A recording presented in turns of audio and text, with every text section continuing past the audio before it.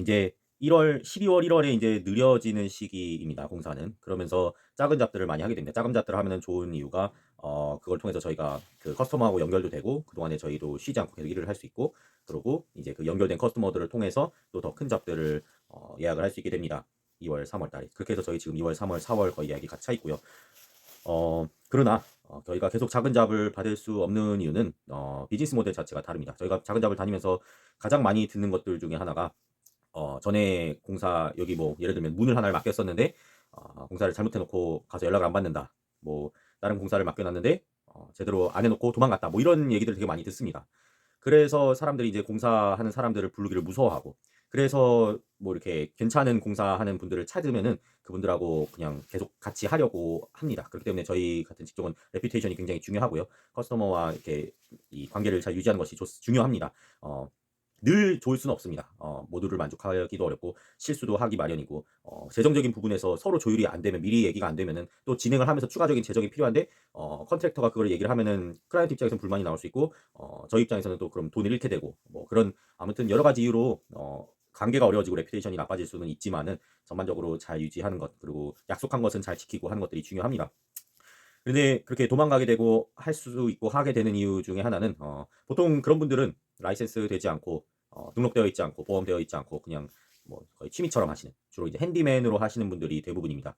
핸디맨 분들하고 컨트랙터하고 아니면 이런 이 제대로 레노베이션을 하시는 분들하고 가격이 똑같을 수가 없습니다. 왜냐면은 등록을 하고 보험을 들기 시작하면은 오버헤드가 어마어마해집니다. 캐나다에서 많이 보는 경우는 이제 캐나다에 워낙 핸디하신 분들이 많다 보니까는 뭐 은퇴하시거나 뭐냐 이렇게 쉬면서 아니면은 뭐 펜션을 받거나 아니면 EI를 받으면서 그냥 현금 캐시접으로 하시는 분들이 많습니다. 그런 분들은 하루에 100불, 200불만 받아도 괜찮기 때문에 그렇게들 하십니다. 그래서 그렇게 하시다가 도망가거나 연락을 안 받거나 또 제가 굉장히 위험하다고 느꼈던 게 다른 프로빈스나 다른 나라에서 오신 분들이 계십니다. 계속해서 지역을 바꾸면서 그 지역에 호텔 같은 데 머물면서 살짝 사기꾼이죠. 그런 분들이 생각보다 많습니다. 조심하셔야 돼요.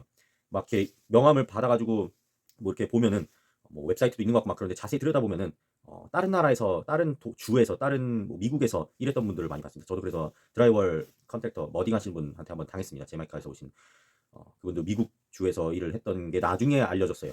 거기서도 이제 레퓨테이션이 안 좋아가지고 넘어오셨던 분인데 저한테도 그렇게 받을 거 다 받아가시고 공사 제대로 안 해놓으시고 가버렸습니다. 아, 제가 그때는 몰랐기 때문에 그때 그분이 그 호텔에 머물고 계셨어요. 호텔은 아니 모텔 같은 거죠. 숙박, 민박 뭐 이런 데 머물고 있어가지고 저는 뭐 자기 가족들은 뭐 북쪽에 그러니까 온타리오 내에 있다 뭐 이런 식으로 얘기를 했어요. 그것도 거짓말인 것 같아요. 근데 아무튼 그런 거 조심하셔야 되고요. 공사 규모에 따라서 또 버젯에 따라서 핸디맨 그런 분들을 사용하시는 게 나을 수도 있습니다. 괜히 뭐 조그만 거 하나 교체하시는데 저희를 부르게 되면은 하루 뭐 3,400불 이렇게 나오기 때문에 오버헤드가 그래서 거기가 이제 브레이크 이븐 포인트입니다. 그렇기 때문에 효율적이지 못할 수 있습니다. 그래서 저희는 이제 큰 공사할 때 안전하게 믿고 끝까지 책임지는 분들이 필요하실 때는 컨트랙터나 이런 레노베이션 회사들을 제대로 된 회사를 하시는 게 좋고요. 그런 거 아니면은 핸디맨을 부르셔도 무관합니다. 근데 그 중에서 또 문제가 많이 보이는 문제가 반셀프로 하시는 분들이 계세요. 이제 투자 매물을 처음으로 구매하시는 분들 중에 이런 분들이 많습니다. 이제 큰 돈을 들여가지고 프로퍼티를 사셨잖아요. 그러면서 이제 최대한 빠른 이 리턴과 ROI를 만들어내기 위해서 모든 부분에서 아끼십니다. 처음 하시는 분들이 대부분 그래요. 올로이드도 처음 했을 때 그런 식으로 해가지고 좀 어렵게 레슨을 배우셨습니다. 그게 어떻게 되냐면요. 일반 분들이 공사를 되게 쉽게 생각하시고 하실 수 있습니다. 뉴빌드, 새로 진 건물들은, 신축들은 생각보다 쉽습니다. 근데 인베스터가 그런 프로퍼티를 사지는 않을 거 아닙니까? 그러면은 이제 90년대, 80년대, 70년대, 60년대 건물들을 보시면은 여러분들의 상상을 초월하는 상상력이 풍부하신 분들의 창의력이 풍부하신 분들의 작품들을 볼 수 있습니다.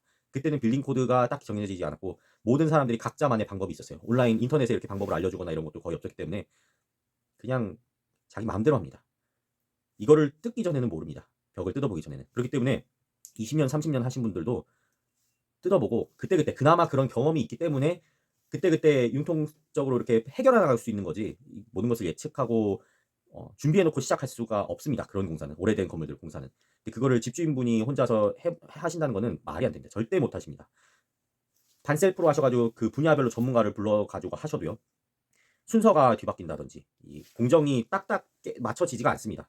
뭐 그분들의 일정에 따라서도 그렇지만 일정이 잘 맞았다고 하더라도 어, 먼저 마감을 다 못하고 그 다음 공정이 들어왔다가 다시 들어와서 마무리를 해야 되는 경우가 굉장히 많습니다. 겹치는 경우가 굉장히 많은데 그런 것들 조율하시기도 어렵고 순서가 한번 뒤바뀌어 버리면은 피해가 어마어마하십니다.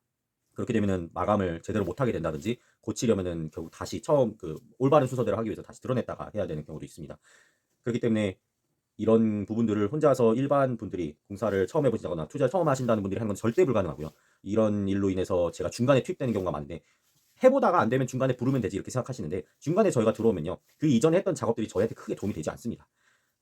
저희는 작업을 해가지고 최대한 그냥 마무리만 시켜드리든지 아니면은 드러냈다가 올바른 공정 순서대로 다시 해야 되는 경우가 굉장히 많습니다. 그렇게 되면은 비용이 그 전에 했던 그 작업들의 비용은 낭비가 된 게 되는 겁니다.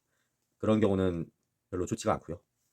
처음부터 딱 프로퍼티를 사시면은 뭐 데몰리션 정도는 혼자 할 수 있지 않습니까? 다 뜯어내신 다음에 그 다음에 이제 쭉 전문가와 둘러보시면서 어떤 것들을 조심해야 되고 어떤 것들을 예측을 해야 할지 어떤 추가 요금이 들 것으로 예상이 되는지를 파악을 하시고 들어가시는 게 좋습니다. 그런 부분에서 실수하시는 분들 제일 많이 보고요. 그런 부분에서 저희가 중간에 투입됐다가 결국에는 많이 세이브를 못 하시는 경우를 많이 봅니다. 올로이드의 그 흑인 투자자분이 처음에 그렇게 하셨었고요. 결국에는 많이 어려워하셨어요. 그래가지고 이번에는 저희한테 그냥 통째로 맡기기로 하신 겁니다. 근데 그분이 도면을 보내주셨는데요. 저희는 이제 프레이밍을 할 때 건물을 칠 때 가내라 그래가지고 90도를 맞추기 위해서 어마어마한 노력을 합니다. 프레이머들은. 근데 도면을 보니까는 93도로 돼 있더라고요. 그러니까 93도, 87도 이렇게 돼 있는 거죠. 평행사변형이라 그러나요? 집을 그렇게 지어놨습니다. 그러면 이제 마감을 하는데 모든 마감 공정에서 훨씬 더 시간이 많이 들게 되겠죠. 카운터탑을 맞춰도 각도를 맞춰서 해야 되고 나중에 가구를 놓으려고 해도 침대를 벽에다가 붙여놓으면은 벽에 이렇게 틈이 생기는 겁니다. 그래서 그런 집도 처음 봤습니다. 아무튼 여러분들의 상상을 초월하는 창의력을 가지신 분들이 이 공사판에 굉장히 많습니다. 그렇기 때문에 조심하셔야 되고요. 그것도 참 기대가 되는 작업 중 하나입니다. 아마 2월 말쯤에 3층하고 아니 2층하고 1층 들어갔다가 지금 지하실은 언더리피닝 중이에요. 이 파운데이션 이 보강 작업 중이라서 그거 마무리되면은 지하실 한 4월쯤에나 들어갈 것 같습니다. 그 사이에 이제 저희는 뭐 지하실 마감도 있고 키친도 저희 한 3개 정도 잡혀 있고 화장실도 지금 2개쯤 잡혀 있습니다. 그렇기 때문에 아마도 저희는 이제 작은 잡들은 받기가 어려울 것 같고요. 혹시나 이렇게 핸디맨이나 작은 작업들을 필요하시다고 하시면은 그래도 연락 주시면은 저희가 또 알아봐 드리고 또 괜히 이상한 데서 모르는 사람 썼다가 또 어려운 일 당하지 마시고요. 저희가 뭐 그냥 알려드립니다. 이런 한국 분들끼리 서로 도와주고 저희 뭐 어쨌든 그렇게 연락하면서 저희도 커넥션을 갖는 거니까요. 그렇게 또 만나 인연으로 나중에 또 어떤 저희가 좋은 또 결과를 낼지 모릅니다. 투자라는 게 어떤 분들은 되게 이 뭐라 그럴까요? 욕심이라고 생각하시는 분들이 계세요. 근데 결국에 투자는 자본주의는 문제를 해결할 때 돈을 받습니다. 그러니까 누군가에게 편의를 제공해 주거나 누군가의 이 불편함을 그러니까 그 고통을 해소해 주거나 문제를 해결해 줄 때 그 대가로 돈을 받습니다. 주거 문제가 굉장히 심각합니다. 렌트를 구하려고 해도 렌트를 구하지 못하시는 분들이 굉장히 많이 있어요. 특히나 소형 렌탈은 지금 1인 가구나 이혼 하시는 분들, 백인 분들 중에 굉장히 많으시잖아요. 그런 분들이 집을 구하려고 해도 못 구하시는 분들이 너무나 많으세요. 그래가지고 막 되게 엉켜서 살고 계신 분들이 많은데 소형 렌탈은 수요가 많고 그렇기 때문에 그걸 해결해 주는 걸로 인해서 문제를 해결하시는 겁니다. 그렇게 해서 저희도 그 소형 렌탈을 이제 주기 위해 준비하시는 분들의 문제를 또 해결을 해드리면서 그에 대한 대가를 받는 거고요. 그분들은 어쨌든 그런 일을 통해서 더 많은 분들의 주거 공간을 마련해 줄 수 있게 됩니다. 투자자들이 그 도시에 반겨지지 않으면 어떤 도시들은 이제 투자자들을 환영하지 않습니다. 여러 가지 이유가 있겠지만요. 투자자들을 환영하지 않는다는 건 이제 뭐 정책이나 뭐 이런 규제나 이런 이 페이퍼워크들 이런 과정들을 쉽게 안 풀어준다거나 그렇게 했을 때 그 도시가 어떻게 발전하느냐를 쭉 지켜보면 별로 좋지 않습니다. 투자자들이 활발하지 않은 곳은 어쨌든 돈이 들어가지가 않고요. 그러면 발전이 더뎌지고 사람들은 점점 떠나고 그렇게 되면서 점점 폐허가 됩니다. 그렇게 해서 옛날에는 잘 나가는데 유령 도시처럼 되는 곳들이 많습니다. 특히나 미국에 많다는 것을 최근에 보게 되었습니다. 그런 식으로 투자를 통하여서 또 많은 분들의 문제를 해결하시면서 또 본인의 이 가정을 또 책임지시는 또 그런 어떠한 인컴을 만드는 그 소스들을 만드실 수 있는 그런 기회가 또 되셨으면 좋겠습니다. 네, 긴 영상 시청해 주셔서 감사드리고요. 오늘 다음에 또 뵙도록 하겠습니다. 안녕히 계십시오.